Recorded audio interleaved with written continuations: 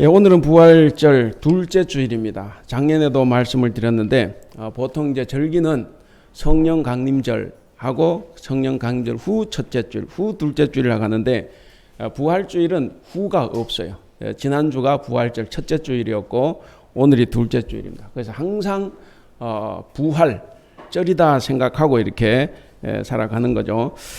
그래서 부활절 둘째 주일에 역시 여러 본문들이 거기에 있습니다. 여러분들 댁에 계실 때 이 본문들을 한번 쭉 읽어보시면 좋습니다.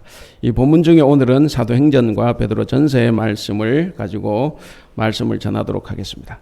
그리고 이게 우리가 코로나가 물러가고 정상적인 환경으로 돌아올 때까지는 찬양 예배로 드리도록 그렇게 하고 있습니다. 여러분들 예배 전에 오셔서 함께 즐겁게 찬송하면 좋겠습니다. 우리 앞뒤 좌우로 한번 인사를 하겠습니다. 뭐 악수는 하실 것 없고 눈으로 인사하시면 되겠습니다. 사랑합니다. 반갑습니다. 눈으로 인사하겠습니다.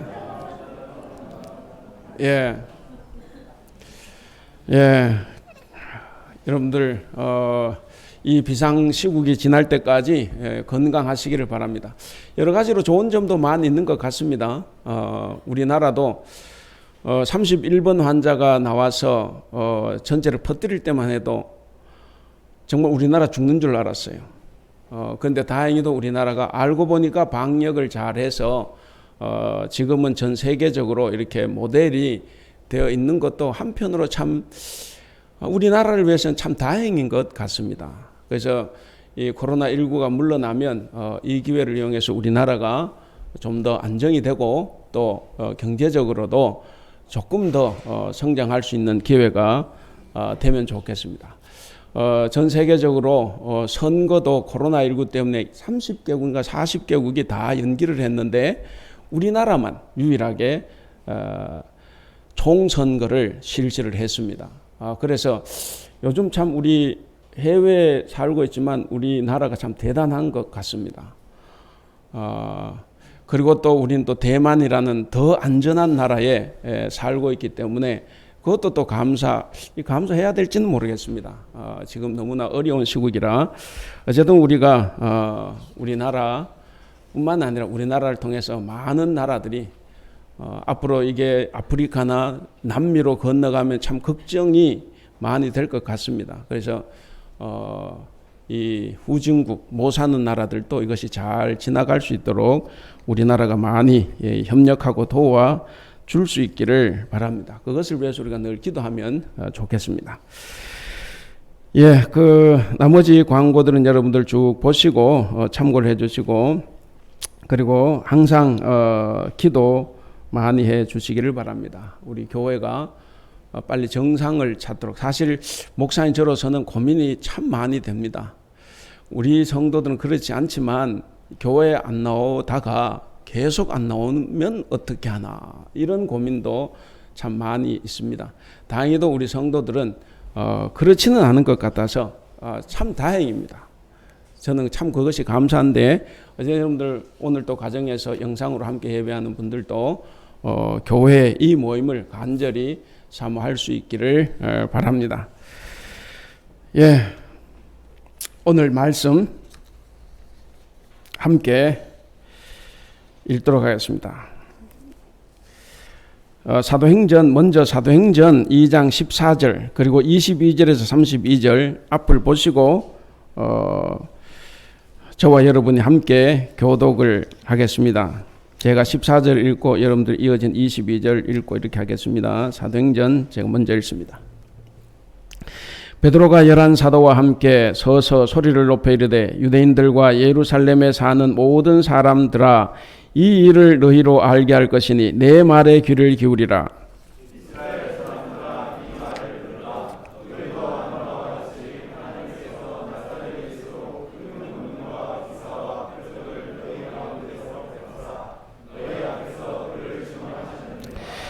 그가 하나님께서 정하신 뜻과 미리 아신 대로 내 준 바 되었거늘 너희가 법 없는 자들의 손을 빌려 못 박아 죽였으나 하나님께서 그를 사망의 고통에서 벗어나셨으니 이는 그가 사망에 이르러 있을수록 다윗이 그를 가리켜 이르되 내가 항상 내 앞에 계신 주를 배웠으며 나로 요동하지 않게 하기 위하여 그가 내 우편에 계시도다.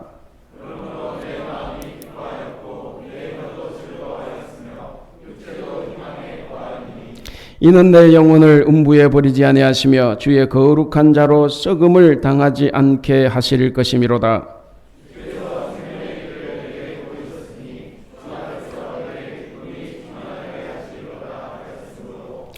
형제들아 내가 조상 다윗에 대하여 담대히 말할 수 있노니 다윗이 죽어 장사되어 그 묘가 오늘까지 우리 중에 있도다.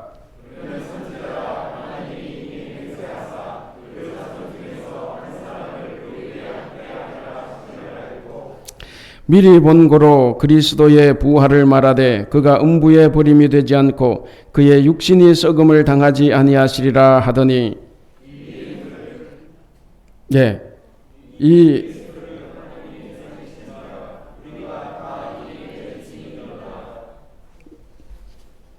여기는 안 나왔나요?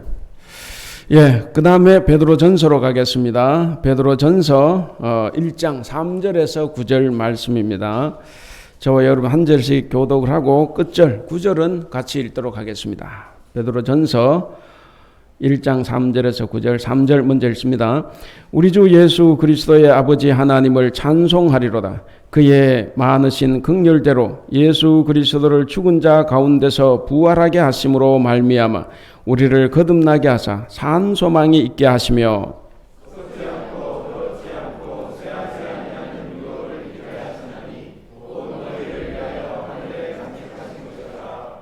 너희는 말세에 나타내기로 예비하신 구원을 얻기 위하여 믿음으로 말미암아 하나님의 능력으로 보호하심을 받았느니라.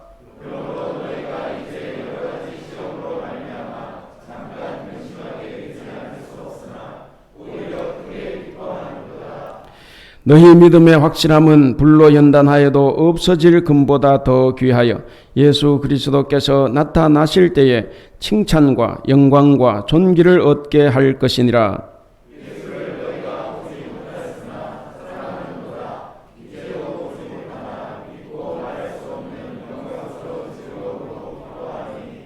믿음의 결국 곧 영혼의 구원을 받음이라. 아멘.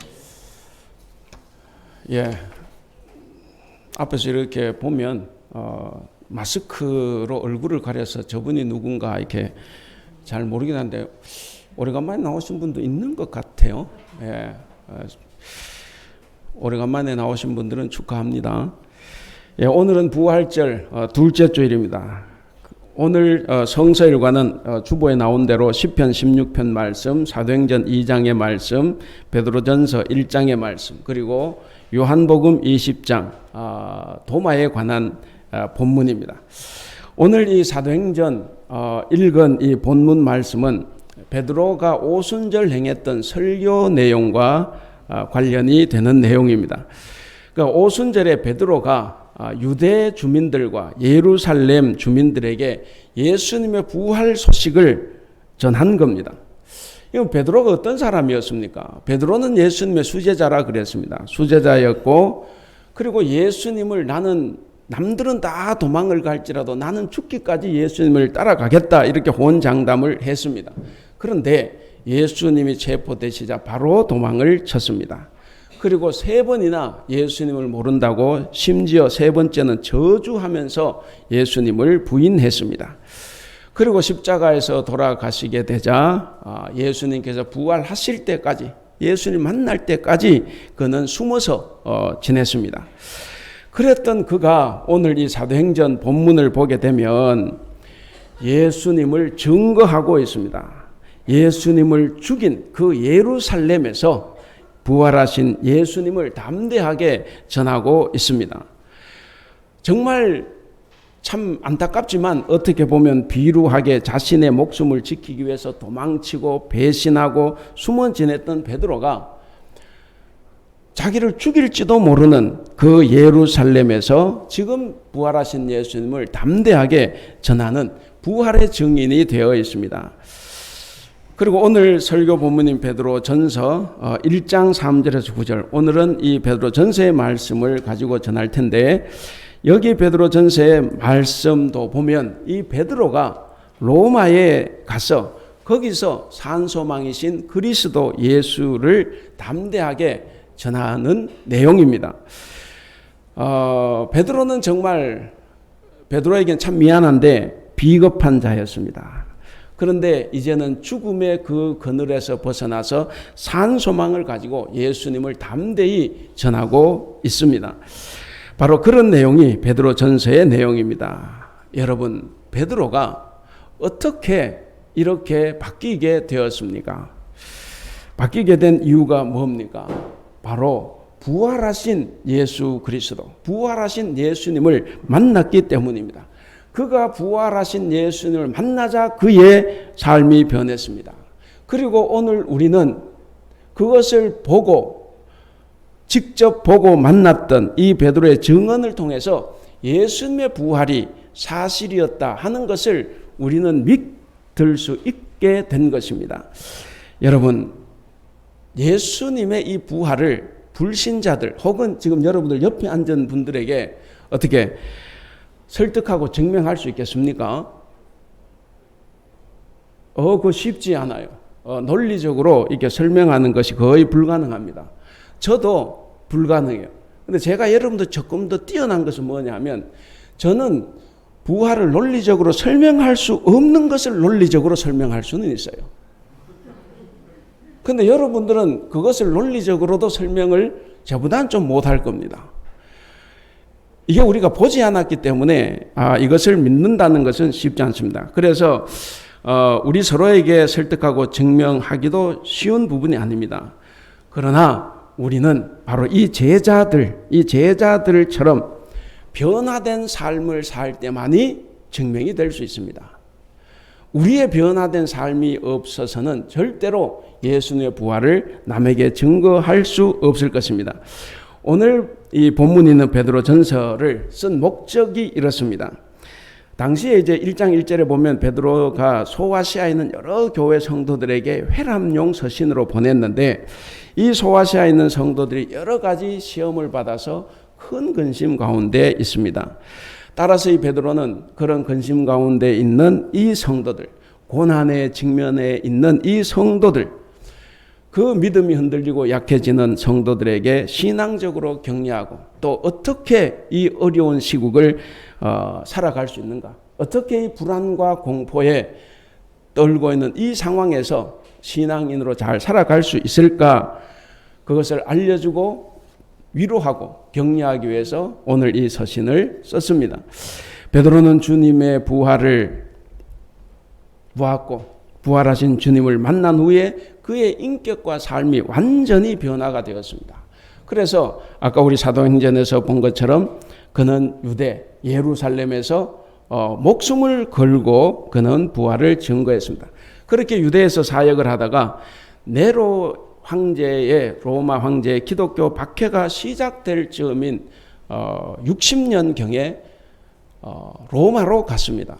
이게 왜 로마로 갔는지 저도 설교를 준비하면서 여러 책을 살펴봤는데 그게 잘 안 나와요. 몇 군데에서 나왔는데 왜 갔는지는 잘 모르겠다. 왜 성경에 나오지 않고 기록이 없으니까. 다만 추측은 바울이 홀로 힘들게 사역을 하고 있기 때문에 바울을 만나러 가지 않았을까, 바울을 위로하기 위해서 가지 않았을까, 이런 추측이 있었습니다. 자, 어쨌든 네로가 박해를 시작하던 서기 60년경에 목숨을 걸고 로마로 건너가서 거기서 한 몇 년 동안 사역을 합니다. 그는 거기에서 바울과 한 5번, 6번 정도 로마에서 바울을 만나기도 했습니다. 그러다가 비슷한 시기에 서로가 다른 감옥에 갇혔습니다. 그러다가 64년경에 베드로는 십자가에 거꾸로 매달려서 순교를 당합니다. 그 터가 지금 로마 교황청 성 베드로 대성당입니다. 그리고 비슷한 시기지만 조금 더 빨리 바울은 목이 잘려서 순교를 당했습니다. 그러니까 이 네로 황제가 54년부터 68년까지 다스렸는데 68년에 네로 황제가 자살을 했죠. 그러니까 네로 황제가 짧은 기간 다스렸지만 우리 기독교에서는 큰 두 별이 그 시대에 사라지고 말았습니다. 베드로는 죽기 몇 해 전에 네로의 박해가 가열되는 그 시점인 서기 64년경에 앞으로 닥칠, 교회에 불어닥칠 그 폭풍을 예상을 합니다. 그러면서 자신의 운명도 어떻게 될지도 모르는 상태에서 이 비장한 결단을 하고 최후의 위로와 훈계를 담은 이 베드로 전서를 기록을 합니다. 베드로 후서는 이제 그가 죽기 바로 직전에 썼다고 봅니다. 자, 그러니까 이 지금 로마에서 굉장한 핍박 가운데 있는 이 성도들에게 쓰는 거요. 여러분 혹시 준비가 됐습니까? 베드로 전서 5장 8절 9절 말씀을 한번 우리 같이 읽어볼까요? 시작. 근신하라 깨어라 너희 대적 마귀가 우는 사자같이 두루 다니며 삼킬 자를 찾나니 너희는 믿음을 굳건하게 하여 그를 대적하라. 이는 세상에 있는 너희 형제들도 동일한 고난을 당하는 줄을 알미라. 그럼 이 글을 어떻게 읽었습니까? 이 당시 사도 바울의 그 심정을 느끼시겠습니까? 이 사도 베드로는 지금 성도들이 잡히면 원형 극장에서 사자밥이 되는 거예요. 정말 우는 사자같이 달려든 이 마귀라 그랬는데 바로 그 사자밥이 되는 그런 일이 비일비재하게 발생을 하고 있습니다. 그럴 때 마귀를 사자에 비유하면서 깨어 있을 것을 권면하고 있습니다. 그런 곳에 바울이 제발로 들어간 거예요. 지난 주일에는 부활신앙에 대해서 한번 생각을 해보았습니다. 오늘은 부활절 둘째 주일, 오늘은 산소망. 베드로가 어떻게 저렇게 변화가 됐느냐. 주님을 만나고 변화된 베드로가 담대하게도 자기가 죽임을 당할 것을 아마 예측을 하면서도 로마에 가서 전했던 이 산소망에 대한 말씀을 가지고 함께 은혜를 나누고자 합니다. 자, 먼저는 3절입니다. 산소망을 품은 자들은 어떤 환경에서도 뭘 하라고 하죠. 우리 3절 같이 읽어볼까요? 3절 시작. 우리 주 예수 그리스도의 아버지 하나님을 찬송하리로다. 그의 많으신 긍휼대로 예수 그리스도를 죽은 자 가운데서 부활하게 하심으로 말미암아 우리를 거듭나게 하사 산소망이 있게 하시며. 이 산소망을 품은 자들 어떤 환경에서 뭘 하라는 겁니다. 첫 번째 동사가 뭡니까? 찬송하라지 않습니까? 찬송하라. 그러니까 이 찬송하리로다. 여러분, 베드로전서가 왜 쓰여졌다고 말씀을 드렸습니까? 바로 AD 64년경부터 네로 황제의 박해가 시작됐습니다. 정말 엄청난 박해가 그때부터 10명의 황제를 거치면서 이제 진행이 됐는데 바로 이 네로의 기독교 대박해가 로마가 다스리고 있는 전 지역으로 확산되고 있는 시점에서 성도들이 어떻게 살아야 하는가에 대한 대답으로 이 베드로전서를 썼습니다. 그런데 문제에 대한 첫 번째 해답이 뭡니까? 고난당하는 자들에게 첫 번째 해답이 찬송하라 하는 것이었습니다. 여러분, 이 찬송, 우리가 시련 중에서 마땅히 취해야 할 태도라고 생각합니다. 우리가 시련과 고난이 없을 때는 아멘, 아멘을 잘합니다. 찬송도 잘할 수 있어요. 근데 막상 어려움이 닥치면, 막상 고난이 오면 아멘 하기보다는 원망하고 불평할 때가 참 많습니다. 내가 예수님을 믿는 것 때문에 잡히면 원형극장에서 불에 타 죽고 사자밥이 돼 죽습니다. 얼마나 원망과 불평이 많이 있을 수가 있겠습니까? 그런데 원망과 불평은 성도의 올바른 삶의 태도가 아니라는 것입니다. 그때 성경은 분명히 우리에게 찬송하라라고 말씀하고 있습니다. 여러분, 이것이 불가능한 일일까? 생각해보면 그렇게 불가능한 일도 아닙니다. 우리의 믿음의 선배들이 이를 증명했습니다. 요셉도, 다윗도, 다니엘도, 그리고 바울도, 그리고 여기 베드로도 다 그것을 증명을 했습니다. 우리 한국의 선교 역사도 보면 수많은 사람들이 그 가운데서도 찬송을 하고 죽음의 길로 걸어갔습니다. 그렇습니다. 성도는 고난 가운데서도 찬송을 해야 됩니다. 고난 가운데서도 찬송을 해야 한다는 사실은 지금도 변함없는 진리입니다. 바로 신앙의 원리입니다. 그렇기 때문에 사랑하는 우리 성도 여러분, 고난 중에서도 찬송하는 견고한 성도들이 되시기를 바랍니다. 그래서 예배 시간에 특송을 좀 하기를 바라요. 이게 이제 찬양대 공식적으로는 못하지만 그러나 뭐 독창이든 중창이든 이건 할 수 있을 것 같습니다. 여러분 이 어려운 시국에 우리가 그냥 가지 말고 꼭 특성도 여러분 자발적으로 할 수 있으면 좋겠습니다. 자, 3절에 보시면 다시 한번 이 3절에서 베드로는 하나님을 찬송하라고 하면서 그 이유를 밝히고 있습니다. 이유를 밝히는데 첫째는 하나님께서 예수 그리스도를 죽은 자 가운데서 부활시켰기 때문이다라고 말을 합니다. 하나님은 예수 그리스도의 부활을 통해서 우리 그리스도인들에게 산 소망을 주셨습니다. 여러분, 죽었다가 다시 살아났다는 것이 얼마나 큰 소망이 되겠습니까? 여러분, 베드로를 보면 베드로는 예수님이 십자가에 죽으실 때, 아니 예수님이 붙잡힐 때, 체포될 때 모든 소망은 다 끝났다고 생각을 했습니다. 베드로에게는 자신이 예수님을 부인했다는 그 쓰라린 기억만 남아 있었을 것입니다. 그런데 우리 예수님은 어떻습니까? 예수님은 무덤에 찾아가 봤어요. 무덤이 비어 있습니다. 예수님은 절대로 무덤에 누워 있는 분이 아닙니다. 어디로 가셨습니까? 바로 갈릴리, 일상의 삶의 현장입니다. 이거 대단히 중요한 부분입니다. 예수님이 성전으로 가신 것도 아니고 회당으로 가신 것도 아니에요.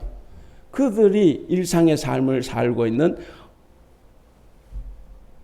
뭐죠? 호숫가, 고기 잡는 곳으로 가셨습니다. 바로 그분은 다시 살아나셔서 일상의 현장인 갈릴리로 가서 거기에서 베드로에게 나타나셨습니다. 베드로는 살아계신 주님을 만났습니다. 주님을 보면서 그의 마음속에 다시 소망이 일어났습니다. 그리고 베드로는 오늘 이 서신에서 바로 이 산 소망에 대해서 기록을 하고 있습니다. 베드로에게 산 소망은 바로 그리스도, 부활하신 예수 그리스도였습니다. 그리고 두 번째, 하나님을 찬송해야 되는 두 번째 이유는 하나님께서 예수님을 부활시키신 것처럼 우리도 부활시킬 것이기 때문에 찬송해야 된다고 말을 합니다. 주님의 부활로 인해서 저와 여러분들도 다음에 우리가 반드시 부활한다는 이 산소망을 가지게 된 겁니다. 사랑하는 우리 성도 여러분, 예수님의 부활을 믿는다는 것은 바로 이 산소망을 품고 살아간다라고 하는 의미를 지니고 있습니다. 베드로의 증언대로 어떤 시련, 여러 가지 시련 속에서도 정말 어쩔 수 없이 그 시련 속에 내가 슬픔을 당하고 고통을 당하고 아픔을 당하게 되더라도 산소망을 품고 기뻐하며 살아가는 것, 이것이 바로 부활을 믿는 성도들의 바른 삶입니다. 여러분, 오늘날 우리가 지금 코로나19 때문에 여러 가지 시련 속에서 살아가고 있습니다. 우리보다 훨씬 더 어렵게 살아가는 사람들이 많이 있습니다. 영세업자들, 영세상인들, 우리보다 훨씬 가난한 사람들, 일용직 근로자들, 하루 벌 하루 먹고 사는 사람들이 더 힘들 것입니다. 우리는 바로 지금 이런 어려운 이 시련 속에서 살아가고 있지만, 그리고 이것이 언제 끝날지도 모릅니다. 이게 4월에는 끝나려나 5월에는 끝나려나 우리가 생각은 하지만 언제 끝나는 것인지 알지 못합니다. 그럼에도 불구하고 이 시련이 결코 끝이 아니라는 거예요. 결코 끝이 아님을 우리는 믿고 좌절하지 말고 절망하지 말고 낙심하지 말고 기뻐하면서 이 산소망을 품고 살아가야 합니다. 이것이 주님을 믿고 부활의 소망을 품고 살아가는 증거입니다. 그 증거를 다 드러내며 살아가시는 여러분들이 될 수 있기를 바랍니다. 두 번째로 이 산소망의 능력에 관한 것인데, 고난에 대한 반응이 신앙의 척도가 된다 하는 말씀입니다. 여러분, 이 지금 베드로 전서를 읽고 있는 사람들, 그러니까 오늘 본문에서 이 산소망의 주인공들이지 않습니까? 이 산소망의 주인공들은 주님을 본 적이 없어요. 그러니까 부활하신 예수님을 만난 적이 없습니다. 그럼에도 불구하고 예수님께서 부활하셨다는 것을 믿고 기뻐하는 사람들입니다. 이 베드로는 여기서 볼 때 베드로 전서를 쓰게 된 핵심적인 이유가 이것이라고 말하는 것입니다. 성도들이 예수님 때문에 어려움을 당하고 시련에 처하고 고난에 직면할 때 도리어 시련 속에서도 기뻐하라, 기뻐해야 한다라고 하는 것, 바로 이것이 핵심 내용입니다. 여러분, 시련 속에서도 기뻐할 수 있는 것은 첫째, 우리가 받는 모든 시련은 결코 길지 않습니다. 잠깐이기 때문에 그렇습니다. 여러분 6절을 보시면 우리 6절 같이 한번 읽어볼까요? 시작. 그러므로 너희가 이제 여러 가지 시험으로 말미암아 잠깐 근심하게 되지 않을 수 없으나 오히려 크게 기뻐하도다. 예, 그러니까 우리가 받는 시련은 오래 가지 않습니다. 잠깐입니다. 그러나 반면에 우리가 가진 산소망은 영원하다는 것을 우리가 꼭 기억을 해야 됩니다. 예수님께서도 자신 앞에 엄청난 십자가의 길이 있었습니다. 그 십자가의 길이 있었지만 그는 차후에 오는, 곧 이어서 오는 기쁨을 그는 받습니다. 그래서 잠깐 동안에 그 십자가의 수모와 순환을 다 견딜 수 있었습니다. 잠시 근심하고 나면 모든 어려움이, 죄송합니다. 이게 자꾸 이게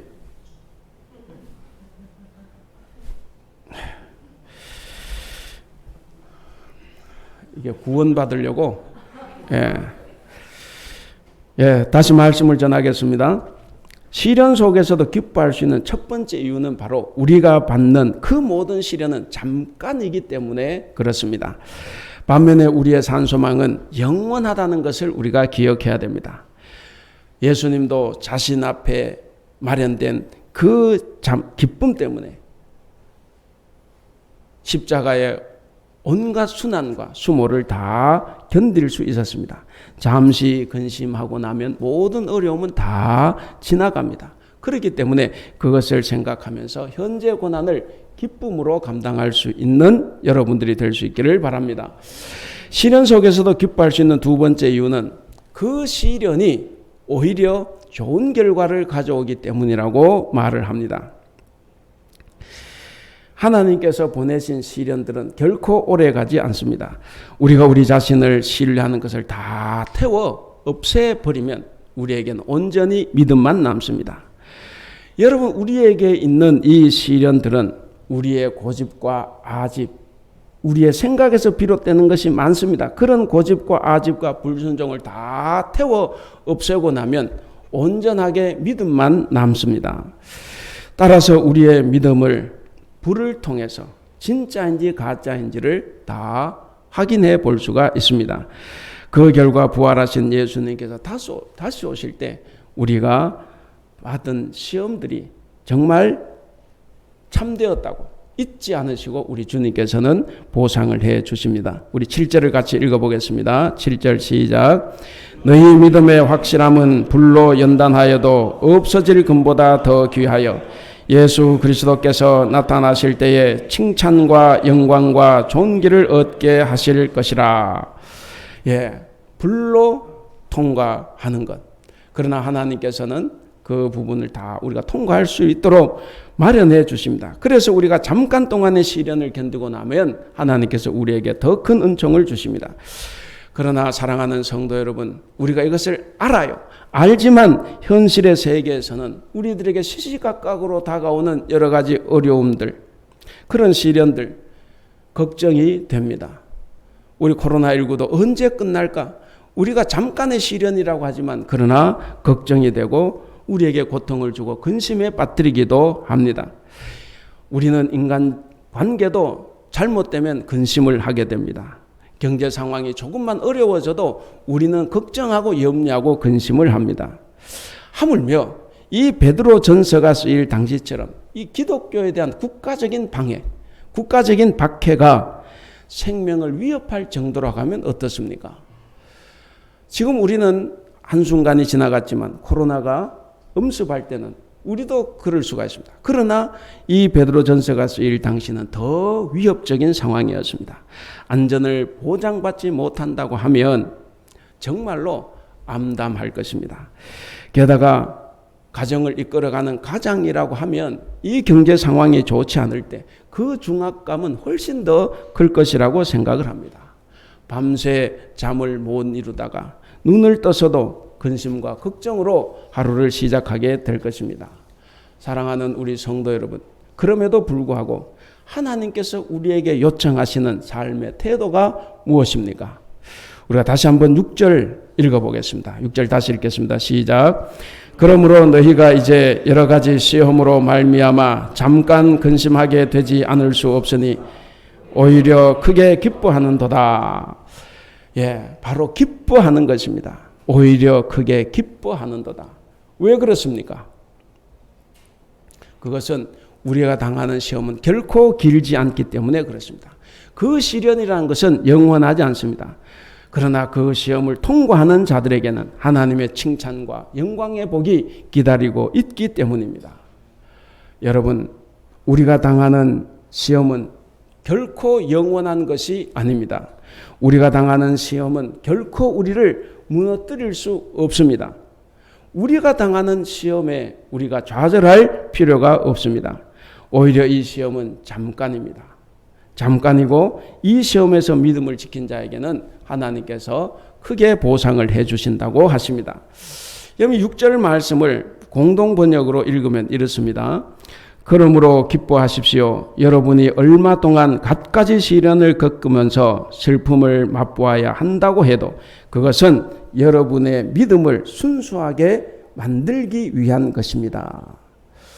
여러분, 이 말씀은 곧 성도의 믿음을 연단하기 위해서 하나님께서 허락하신 시련이다 하는 거죠. 하나님께서 허락하신 시련이기 때문에 성도는 그 시련을 기쁨으로 받아들이고 따라야 한다라고 하는 말씀입니다. 이것이 하나님께서 우리에게 요구하시는 신앙의 자세입니다.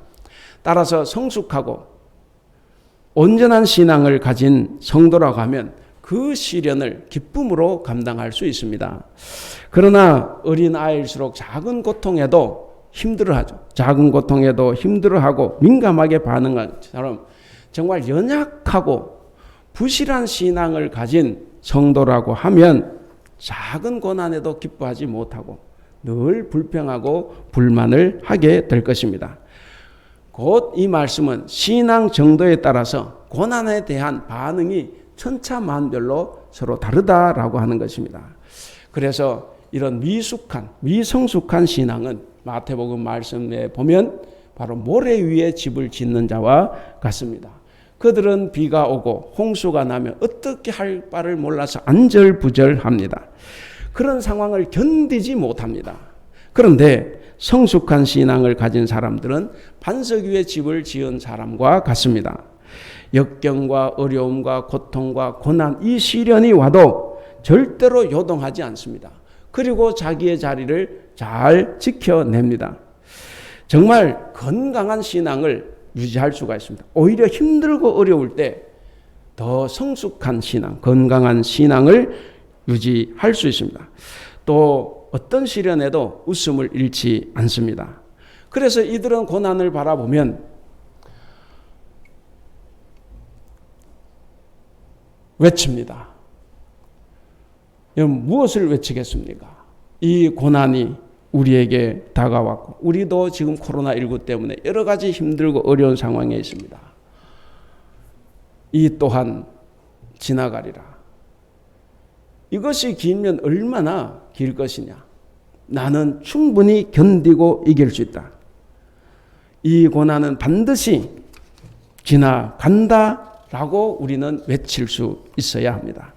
사랑하는 성도 여러분, 일본의 유명한 신학자 알죠? 우찌무라 간조라는 사람이 있습니다. 이 사람의 말을 보면 이렇습니다. 시련이 우리에게 가져다 주는 것은 좋은 것이며 우리는 시련을 짓밟으면서 점점 더 높이 올라간다 라고 했습니다. 우리가 바로 이 말을 기억하고 살아가야겠습니다. 우리가 받는 현재 이 고난은 우리에게 앞으로 나타날 영광과 좋게 비교할 수 없는 것입니다. 그렇기 때문에 사도 바울의 이 말씀을 우리가 마음에 새기고 살아갈 수 있기를 바랍니다. 마지막 세 번째, 산소망의 결과입니다. 산소망의 결과로 보지 않고 믿는 믿음이 훨씬 더 복되다 하는 말씀입니다. 8절을 우리 같이 한번 읽어볼까요? 8절 시작. 예수를 너희가 보지 못하였으나 사랑하는도다. 이제도 보지 못하나 믿고 말할 수 없는 영광스러운 즐거움으로 기뻐하나니. 거기 보시면 예수를 너희가 보지 못하였으나 사랑한다 이렇게 말합니다. 그러니까 이 베드로 전서의 수신자들, 이 베드로 전서를 읽는 이 사람들의 믿음이 고귀한 것이 뭐냐면 그들은 예수님 만난 적이 없어요. 본 적도 없습니다. 당연히 부활도 그들은 보지 못했습니다. 정말 지상에 계시는 예수는 한 번도 본 적이 없음에도 불구하고 그들은 예수를 믿고 사랑했습니다.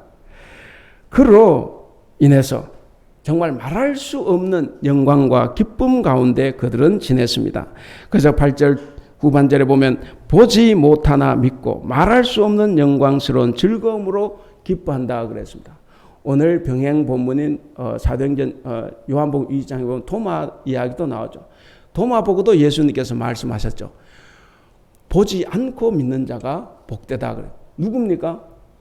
오늘 우리들입니다. 우리는 예수님을 만난 적도 더더욱 부활을 본 적도 없습니다. 그래서 보지 않고 믿는 자들이 훨씬 더 복되다라고 하는 말씀입니다. 여러분, 이 베드로 전서를 읽는 사람들의 이 신앙이 우리에게 도전이 되지 않습니까? 여러분도 십자가에서 처참히 죽으신 후에 부활하신 주님을 한 번도 만난 적이 없습니다. 그런데 그 주님과 주님의 부활을 의심했던 도마의 만남은 우리가 기억을 하고 있습니다. 도마도 소문으로는 예수님이 부활했다는 소리를 들었습니다. 그런데 믿지 못했습니다. 뭐라고 말했습니까? 내가 그 손의 못자국을 보며 내 손가락을 그 못자국에 넣으며 내 손을 그 옆구리에 넣어보지 않고는 나는 믿을 수 없다. 그 말을 듣고 예수님께서 뭐라고 대답하셨습니까? 예수님은 당신의 옆구리를 보이시면서 만져보라고 했습니다. 만져보라고 했습니다. 만져보라고 했어요. 왜 그랬습니까? 제발 보고서라도 참된 믿음을 가지라는 예수님의 간곡한 마음입니다. 하지만 주님께서 이것이 가장 올바른 신앙 자세라고 말씀한 것은 아니에요. 보고 믿는 것보다 보지 않고 믿는 자들이 더 복되다고 예수님은 말씀하셨습니다. 여러분, 직접 보지도 않고 직접 만나보지도 않고 경험해보지도 않고 진리를 믿는 그 믿음이 정말 바른 신앙인의 모습이고 참된 믿음이라고 말씀하고 있는 것입니다. 그것이 바른 신앙인의 자세입니다. 베드로는 주님을 봤어요. 그렇지 않습니까? 베드로는 주님을 받고 3년 동안 같이 동고동락을 했습니다. 가버나움에서 열병을 앓고 있던 자기 장모를 고치시던 예수님도 봤습니다. 그리고 베드로가 바다 위를 걷다가 빠졌을 때 믿음이 적은 자여 하면서 자기를 끌어주시던 예수님도 그는 봤습니다. 대제사장의 집에서 3번이나 예수님 부인하고 있을 때 자기를 바라봤던 그 예수님, 그것도 봤습니다. 십자가 길 위에 걸어가시는 예수님, 부활하셔서 갈릴리 호숫가 숯불 옆에 앉아서 요한의 아들 시몬아, 네가 이 사람들보다 나를 더 사랑하느냐라고 물으시던 예수님의 그 모습도 베드로는 다 봤습니다. 베드로는 부활하신 예수님을 직접 보고 믿고 그리고 사랑을 했습니다. 그런 베드로가 증언을 합니다. 부활하신 예수님 한 번도 보지 못한 자들이 주님을 사랑하고 있다. 그러면서 보지도 못하고 믿는 너희들이 더 복되다라고 말씀하고 있습니다. 부활하신 예수님을 한 번도 보지 못한 자들이 사랑한다. 이 말씀이 주는 교훈이 무엇입니까? 부활하신 주님을 한 번도 보지 못한 저와 여러분에게 하시는 말씀입니다. 저와 여러분들도 부활하신 예수 한 번도 본 적이 없어요. 그렇지 않습니까? 한 번도 본 적이 없음에도 불구하고 부활신앙으로 우리는 예수를 믿고 지금 따르고 예수님을 사랑하고 있다라는 사실입니다. 우리는 예수님과 같이 갈릴리에 있을 필요가 없습니다. 우리는 2000년 전 도마와 제자들이 우리를 대신해서 부활하신 예수 만났고 그것을 우리에게 전해주고 있기 때문에 우리는 그 사도들을 신뢰하기 때문에 우리도 예수님을 믿습니다. 예수의 부활을 우리가 믿고 우리도 증거하고 살아갈 수 있는 것입니다. 그래서 우리 역시도 마찬가지입니다. 우리 역시도 보지 않고도 부활을 믿고 있습니다. 여러분 다 그렇지 않습니까? 우리가 증명을 하려고 하면 사도 바울대로 사도 시대로 돌아가면 됩니다. 그러나 우리는 그것이 불가능합니다. 2000년 전에 제자들은 보는 것이 믿는 것이었습니다. 그러나 오늘 우리들에게는 그들을 통해서 그 사도들을 통해서 보지 않고도 믿는 것. 여러분 이것이면 충분합니다. 사랑하는 우리 성도 여러분, 정말 진정으로 지혜롭고 칭찬받을 만한 자는 직접 경험해 보지 못했지만 믿는 자입니다. 내가 꼭 경험해보고 확인해보고 내가 저 사람 믿겠다고 하면 힘들어요. 우리 인간관계에서도. 근데 그냥 신뢰하고 믿고 같이 하면 얼마나 더 편하겠습니까? 여기에 이 부활신앙에 대한 자세도 마찬가지입니다. 보고 믿는 자도 복되지만 보지 않고 믿는 자가 훨씬 더 복됩니다. 여러분, 저와 여러분은 보지 않고 믿는 복된 자들이 다 될 수 있기를 바랍니다. 이제 말씀을 마치겠습니다.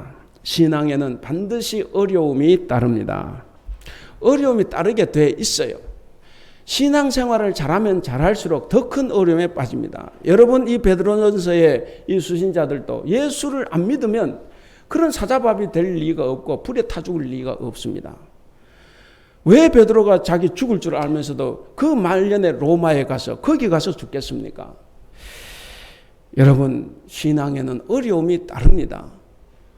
어려움이 따르는 것을 거부하지 않기를 바랍니다. 그렇지만 우리 신앙에는 뭐가 있습니까? 그 어려움을 이겨낼 수 있는 산소망도 동시에 있다라고 하는 사실입니다. 어려움과 산소망은 동시에 있습니다. 어려움과 산소망은 동시에 있지만 그러나 산소망으로 그 어려움을 이겨낼 수 있는 것, 이것이 바로 참 믿음입니다. 신앙으로 인한 어려움을 외면하는 것도 혹은 그 어려움을 이겨내지 못하고 주저앉는 것도 참된 신앙은 아닙니다. 비록 시련이 크더라도 비관하지 않는 것, 좌절하지 않는 것, 절망하지 않는 것, 불평불만하지 않는 것. 성경은 그래서 어떤 시련을 만나더라도 기뻐하라, 찬송하라 라고 말씀하고 있습니다. 사랑하는 우리 성도 여러분, 하나님이 주신 산소망으로 모든 어려움을 다 극복하고 승리하는 믿음의 사람들이 되시기를 바랍니다. 오늘 이 베드로전서의 수신자들 여러분 다시 한번 생각해 보시기 바랍니다. 지금 우리 코로나19보다 훨씬 더 엄중한 시대에 사는 사람들이었습니다. 그 수신자들은 예수님을 한 번도 보지 못했습니다. 보지 못한 사람 때문에 자기 목숨을 내걸고 지하로 들어가야 되고 산으로 들어가고 잡히면 죽었습니다. 여러분 그렇게 보지 못했고 자기가 죽어가고 있음에도 불구하고 예수님의 부활을 믿고 예수님을 사랑했습니다. 그리고 예수님 때문에 기뻐했습니다. 오늘 우리 역시도 지금까지 부활하신 예수님을 한 번도 만나보지 못했습니다. 부활하신 예수님을 직접 만난 사도들의 도움만 있을 뿐입니다. 그들의 도움으로 우리는 보지 않고도 예수님을 믿고 사랑하는 복된 자들이 다 된 것입니다. 왜 사도신경이 중요합니까? 사도들이 받던 그 신앙 고백, 그들이 그 고백을 남겼고 그래서 우리는 그 고백을 따르는 것입니다. 여러분 오늘 제목이 뭡니까? 같이 읽겠습니다. 시작. 그리스도인 산 소망을 품고 사는 사람. 여러분 부활하신 생명의 주님을 바라보면서 이 암울한 시대에도 산 소망을 품고 살아갈 수 있기를 바랍니다. 이 코로나19 바이러스 때문에 우리는 많은 어려움을 겪고 있습니다. 이 어려움을 겪고 있는 시기지만 주님께서 먼저 여러분을 택해 주셨다는 것을 믿고 담대하게 살아갈 수 있기를 바랍니다. 무엇보다도 우리가 이 말의 논리가 아니라 우리의 변화된 인격과 삶으로 예수님의 부활을 증거할 수 있는, 증명해 보일 수 있는 저와 여러분들이 될 수 있기를 바랍니다. 그래서 오늘 9절 말씀, 마지막 이 말씀처럼 이 모든 믿음의 결과로 구원받는 저와 여러분들이 다 될 수 있기를 주님의 이름으로 축원합니다. 기도하겠습니다. 모든 산자의 하나님, 우리에게 부활의 산소망이 되셔서 감사합니다. 주님께서 부활하신 것처럼 우리도 부활할 것이라는 확실한 부활신앙으로 모든 두려움을 이기게 하여 주시옵소서. 나는 날마다 죽노라라고 하는 바울의 고백을 가슴에 품고 무덤 너머에서 오늘을 바라보는 부활의 안목으로 살아갈 수 있도록 주님 도와주시옵소서. 어떤 어려움과 질병, 코로나19 바이러스로 인한 그 어떤 고난이 있더라도 부활하셔서 우리의 산소망이 되신 주님을 바라보며 이길 수 있도록 주님 도와주시옵소서. 혹여 절망의 벼랑으로 내몰리는 상황이 온다고 해도 결코 좌절하지 않고 부활의 미소를 끝까지 유지하는 우리 대북교회 성도들이 다 될 수 있도록 주님 도와주시옵소서.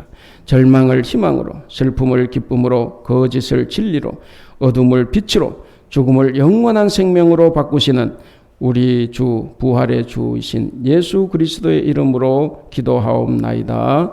아멘.